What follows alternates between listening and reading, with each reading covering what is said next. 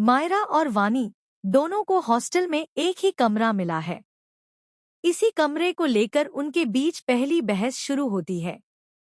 जब वे अपने कमरे में पहुंचती हैं, तो वहां माहौल और भी ज्यादा गर्म हो जाता है। सीरियल ये रिश्ता क्या कहलाता है का आने वाला एपिसोड काफी इंटरेस्टिंग और धमाकेदार ट्विस्ट लेकर आने वाला है। जब दोनों को एक ही कमरा दिया जाता है, तो शुरुआत में वे इसके लिए तैयार नहीं होती। लेकिन हॉस्टल में सिर्फ वही एक कमरा खाली होता है, इसलिए उन्हें मजबूरी में साथ रहना पड़ता है। कोई और शेयरिंग ऑप्शन उपलब्ध नहीं होता। कमरे में पहुंचने के बाद वानी अपनी मां की फोटो निकालकर टेबल पर रखना चाहती है। यह बात मायरा को बिल्कुल पसंद नहीं आती।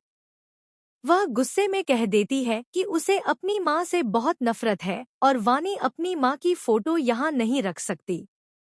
लेकिन वानी साफ कह देती है कि उसकी मां ही उसकी पूरी दुनिया है और वह उनकी फोटो जरूर लगाएगी। इसी बात पर दोनों के बीच जोरदार लड़ाई हो जाती है। झगड़े के दौरान गलती से शॉर्ट सर्किट हो जाता है और पूरे हॉस्टल की लाइट चली जाती है। चारों तरफ अंधेरा छा जाता है।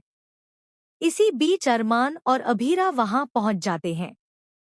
अपने बच्चों से दूर रहना उनके लिए मुश्किल हो रहा था, इसलिए वे हॉस्टल आ जाते हैं।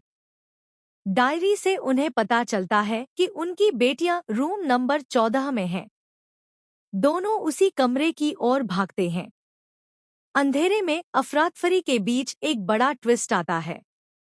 अभीरा जिस बच्ची को पकड़ती है, वह दरअसल मायरा होती है और अरमान जिस बच्ची को संभालता है, वह वानी होती है।